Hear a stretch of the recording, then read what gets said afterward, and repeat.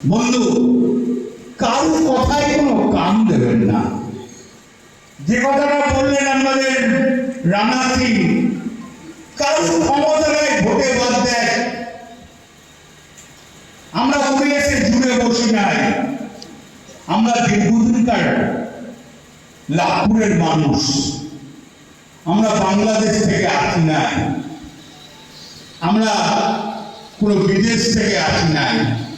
ক্ষমতা নাই বিজেপি সরকারের ভোটার লিস্ট থেকে বাদ দিয়ে দেবে। এটাও তোরগড়ায় বলে দিই, আমাদের কর্মীরা নিশ্চয়ই, লাভপুরের কর্মীরা খুব সচেতন, খুব ভালো মানুষ, বুথের মানুষরা ভালো, অঞ্চল প্রেসিডেন্টরা ভালো, ব্লক কমিটিও ভালো। সব মানুষকে আমি একটা কথা বলছি, খালি ভোটের দিন আর ভোটার লিস্টের কাজটা যেন দেখে নেবেন। এইটাই আপনাদের কাছে আমার অনুরোধ, অন্য কোনো অনুরোধ না।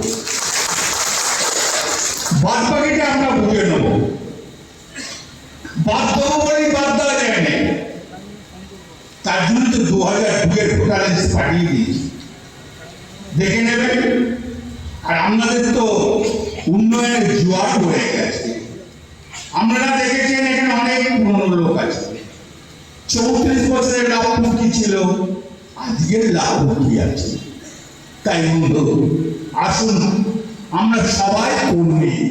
আমাদের লিডার মমতা ব্যানার্জি আর অভিষেক ব্যানার্জি। আমি কিন্তু এমএলএ নয়,